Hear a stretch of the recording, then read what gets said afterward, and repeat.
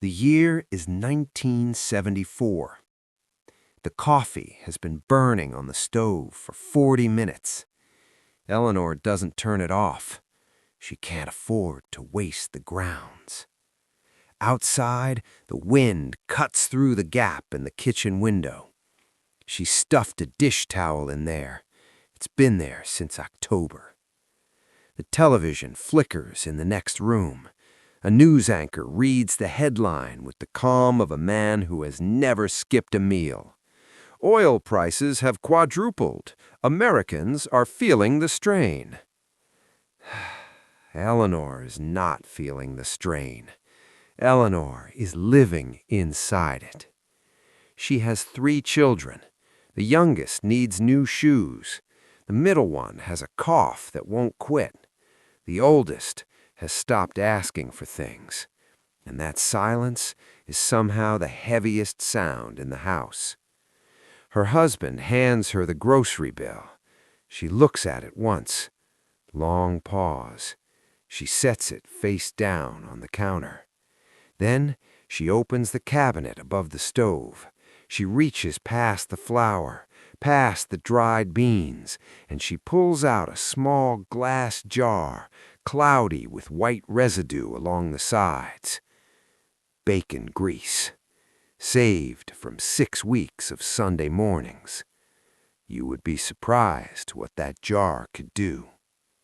Eleanor wasn't a financial advisor. She didn't have a spreadsheet. She didn't have an app. She had a kitchen, a notebook, and a set of habits so quiet, so invisible, that no one outside that house ever noticed them working. But they did work. By the end of that year, she had stretched a modest income so far that she saved what today would equal $4,000, maybe more. This is her story, and it is also your survival guide for 2026. Here is something that should unsettle you. In 1973, the average American family spent roughly 30% of their income on food and household necessities. It felt impossible. It felt like a crisis. People called it the worst economic squeeze since the Depression. In 2026, that number hasn't gone down. It's climbed. Grocery prices have risen over 40% in the last 4 years alone. Energy bills in the American Midwest have doubled since 2020. And the median American family is now spending more of their paycheck on basic survival than at any point in living memory. The headlines sound different. The feeling is identical. Eleanor would recognize your grocery receipt.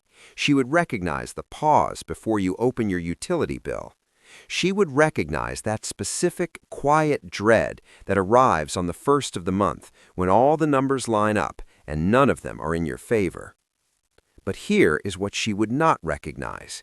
She would not recognize how much we throw away. The average American household discards over $1,000 of food every single year. We buy things because they are on sale for things we don't need yet. We replace instead of repair. We subscribe and forget. We heat and cool rooms no one is sitting in. Eleanor couldn't afford any of that. And here is the uncomfortable truth. Neither can we. We just haven't admitted it yet. The oil crisis of 1973 didn't give Eleanor a choice about being frugal. It handed her a set of conditions and said, adapt or collapse.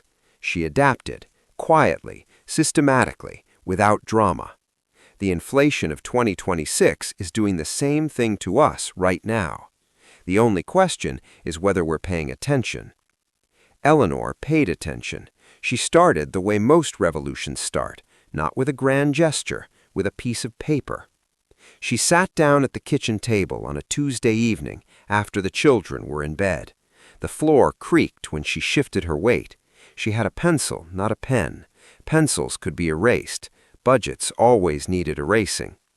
She wrote down every dollar that came in, then every dollar that went out. She stared at the gap between them for a long time. Then she turned the paper over and started writing something else entirely. Not what she couldn't afford, what she could control. That list would change everything, and we will get to every single item on it. But first, you need to understand how Eleanor thought, because the habits without the mindset are just tricks, and tricks run out. Eleanor didn't wake up frugal. She became frugal the way you become anything real, through pressure, through failure, through the specific embarrassment of reaching into your purse at a checkout line and coming up short. That happened to her once. She was 29, a Tuesday in February. The cashier was patient. The woman behind her in line was not. Eleanor put back the canned tomatoes. She put back the extra soap. She walked home with less than she planned and more shame than she deserved. She never let it happen again. Not because she suddenly had more money, because she changed the architecture of how she thought about money.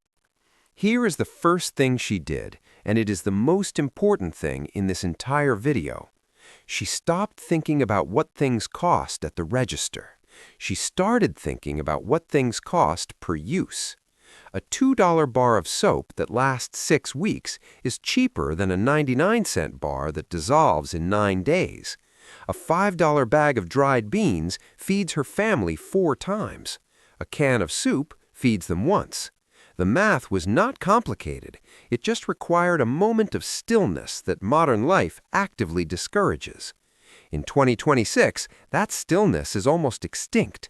We have one-click purchasing. We have auto-refill subscriptions. We have apps that make spending feel like a reward.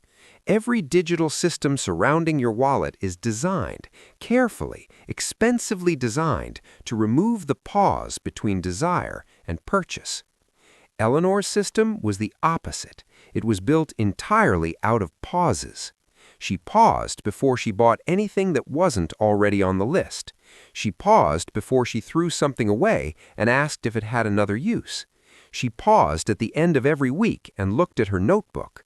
Just looked. Let the numbers sit there and be real. That notebook was not a budget app. It had no algorithm. It couldn't send her a notification. But it required her to write in it with her own hand, which meant she had to think with her own mind. And thinking, it turns out, is the cheapest financial tool ever invented. Try this today. Not an app, a piece of paper. Write down everything you spent yesterday. Not from memory. Go find the receipts, check your bank. The act of writing it by hand does something to your brain that a screen cannot replicate. It makes it real in a different way. Eleanor called her notebook her honest mirror. She told her daughter once, "The mirror doesn't lie to you. You just have to be willing to look." Now here is where Eleanor did something that most people, even in her own neighborhood, didn't do. She separated her money into what she called her jars. Not metaphorical jars, actual glass jars, sitting on the kitchen counter where she could see them every single day. One jar for groceries, one for utilities, one for the unexpected. She called that last one the life jar, because life, she said, always has its hand out. This is the envelope method. Financial experts in 2026 will charge you $40 for a course teaching this exact concept. Eleanor learned it from her own mother, who learned it from necessity. The visual accountability of seeing physical money disappear from a jar is psychologically different from watching a number change on a screen. Your brain processes loss differently when it is tangible. That is not philosophy, that is neuroscience. And Eleanor knew it intuitively because she could feel it. When the grocery jar was getting low on the 22nd of the month, she felt it in her chest. That feeling was information. It changed her behavior in the kitchen for the next 8 days. No app has ever made anyone feel that. Not really. She sighed sometimes looking at those jars, especially in winter, especially in the years when the numbers were particularly brutal. But she never looked away. Because looking away, she understood, was how families ended up in trouble they couldn't explain and couldn't escape. Eyes open, pencil sharp, jars on the counter. That was the foundation of everything. The kitchen smelled like onions and something deeper, something older. It was the smell of a woman who had learned to cook from the bottom of the pot up. Eleanor's kitchen was not large.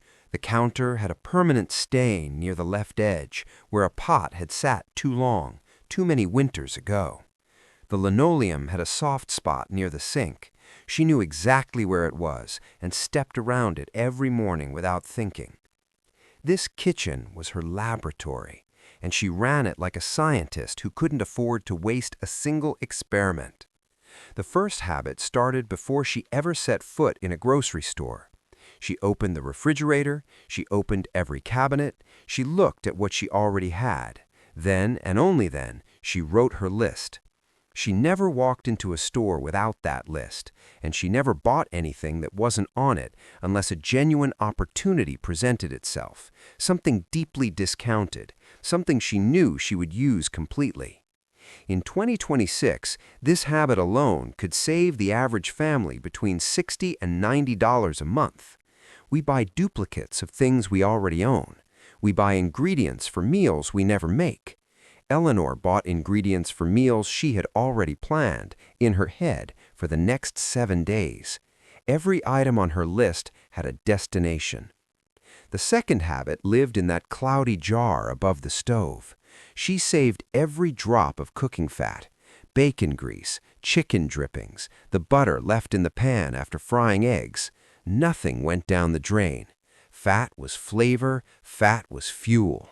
It replaced the need for cooking oil on most days of the week, and cooking oil in 1974 was not cheap.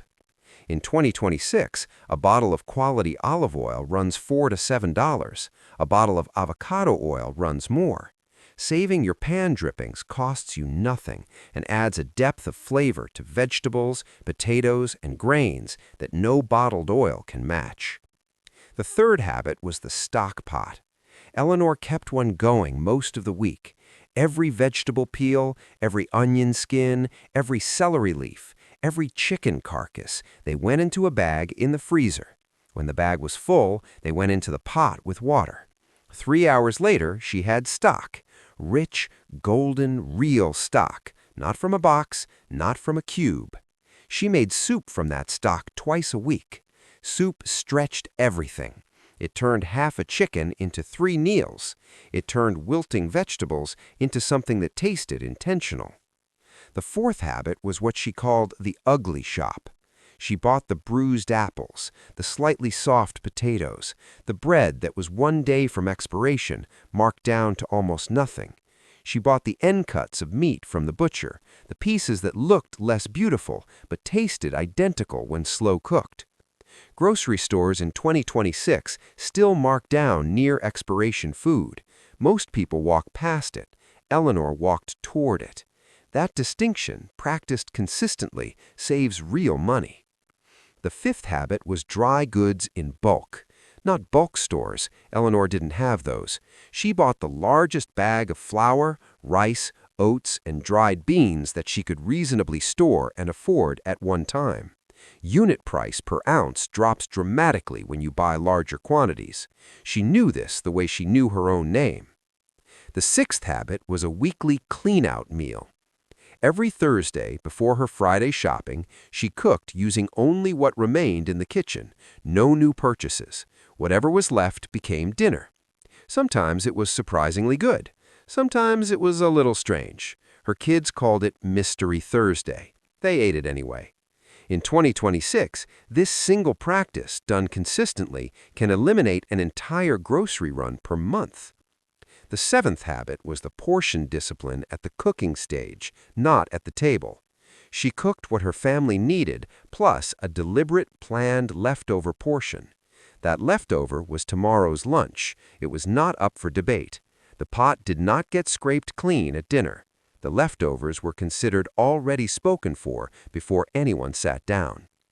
The eighth habit was the absolute refusal to buy pre-made anything. Salad dressing, breadcrumbs, pancake mix, chicken broth, pie crust. Eleanor made all of it. The ingredients cost a fraction of the packaged version. The act of making it herself also meant she knew exactly what was in it, which mattered to her in a way she couldn't fully articulate but deeply felt. In 2026, the markup on convenience food is staggering. A bottle of salad dressing runs $4. The oil, vinegar, and seasoning to make twice as much runs less than $1. Eleanor would look at that $4 bottle and feel something between pity and bewilderment. The kitchen was quiet most evenings after the children were settled. Just the soft knock of a wooden spoon against a pot, the hiss of something reducing on the back burner. She wasn't suffering, she was building something, and she wasn't done yet. There was a basket in the corner of Eleanor's bedroom. Not a laundry basket, a mending basket. It sat between the dresser and the window, and it was never fully empty. There was always something in it. A sock with a thin heel, a shirt with a button gone, a pair of her son's jeans with a knee blown out from too many afternoons on concrete. She didn't see the basket as a chore. She saw it as a bank. Every item she repaired was an item she didn't have to buy. In 1974, that math was obvious. In 2026, somehow it has become invisible. The ninth habit was the act of mending itself, picking up the needle instead of picking up the phone to order a replacement. Eleanor had learned to sew as a girl, not as a hobby, but as a basic literacy of life. She could close a seam, reinforce a hem, replace a zipper, and patch denim in a way that was nearly invisible if you didn't look too closely. I actually tried this myself when I started researching this video. I'm gonna be honest with you, I failed at first. My first attempt at darning a sock looked like something a nervous child had done in the dark. But the second one was better, and by the fourth, I understood why Eleanor's hands moved the way they did when she threaded a needle. It becomes muscle memory, it becomes fast, and it becomes genuinely satisfying in a way that clicking add to cart never has been. The 10th habit was buying quality once instead of cheap twice. Eleanor had one good winter coat. She had bought it in 1968. It was wool, it had a tear along the left pocket lining that she had stitched twice, and it was still going strong in 1976. In 2026, the fast fashion model has made cheap clothing feel economical. It isn't. A $15 shirt that falls apart in 4 washes costs more per wearing than a $60 shirt that lasts 4 years. Eleanor understood cost per wear before anyone had coined the phrase. The 11th habit was clothing rotation and care. She never wore her good things casually. She changed out of her better clothes immediately when she got home. Her children did the same, whether they liked it or not. Work clothes were for working. Good clothes were protected. This single practice extended the lifespan of every garment in that house by years. The 12th habit was buying second-hand without apology. Eleanor went to church rummage sales, to the Goodwill on 5th Street, to her neighbor Margaret's once-yearly clothing swap on the back porch. She had no shame about this, none whatsoever. She understood that a cashmere sweater was a cashmere sweater, regardless of who wore it first. In 2026, thrift stores have unfortunately become trendy enough to raise their prices. But estate sales, Facebook Marketplace, buy-nothing groups, and neighborhood swaps are still largely untapped by most families. Eleanor would have had a field day with any one of them. The 13th habit was fabric repurposing. A shirt too worn to wear became cleaning rags. A sheet too thin to sleep under became curtain backing. An old towel became potholders after she cut and hemmed the edges on a Sunday afternoon while listening to the radio. Nothing made of fabric left that house as trash until it had served at least 2 purposes, possibly 3. The 14th habit was off-season buying. Eleanor bought her children's winter coats in March when stores were clearing inventory and prices dropped to nearly nothing. She bought summer clothes in August for the following year. She bought a size up and kept them folded in a box in the closet, waiting. Her children thought she was psychic. She was just patient. The 15th habit was learning the difference between worn and unwearable. Worn clothing with good bones could be refreshed, new buttons on an old blazer, a dye bath for a faded dress, a simple alteration that brought something dated into something current. Eleanor's hands could take something that looked tired and make it look considered. The 16th habit was asking before discarding. Before anything left the house, she asked, "Can this be given? Can this be swapped? Can this be sold?" Nothing was thrown away if another family could use it. And in giving away what her family had outgrown, she built the kind of goodwill in her community that would come back to help her in ways she hadn't yet anticipated. We'll talk about that goodwill very soon, because what Eleanor was building wasn't just a savings strategy, it was a network, and that network was about to be tested. It was the 14th of March. Eleanor remembers the date because it was 2 days after her middle child's birthday, and she had already stretched the budget to produce a small cake and a single wrapped gift. The numbers had been tight but manageable. She had felt, for 3 days, the specific, fragile satisfaction of a plan holding together. Then the furnace made a sound, not a good sound, a deep, grinding, reluctant sound from the basement that said very clearly that something had come to the end of its useful life at the worst possible time. She stood at the top of the basement stairs and listened to it for a long moment. She did not panic. She did not cry, though she felt something tighten behind her eyes. She went back to the kitchen. She put the kettle on. She sat down with her notebook. This is the 17th habit, and it is perhaps the most underrated one in this entire story. She had a crisis fund. She called it the life jar, and we met it briefly in part 2. But I want you to understand what it actually was. It wasn't large. At any given time, it held between $40 and $80 in cash. In today's value, that is roughly $250 to $500. It was not enough for a major catastrophe. It was enough for a major inconvenience, which is what most financial emergencies actually are. The furnace repair cost $63 for the part and a neighbor's labor, paid in an exchange we'll discuss shortly. $63 that would have collapsed a family without a buffer, absorbed by the life jar without destroying the rest of the month. The 18th habit was her response to the crisis itself. She did not reach for credit. She did not borrow if she could avoid it. She looked at the remaining 2 weeks of the month and asked a simple, ruthless question. What can I cut right now, temporarily, without permanent damage? She cut the week's meat budget to nearly zero. Beans and eggs became the primary protein for 10 days. She told the children the furnace had been hungry and she had to feed it instead.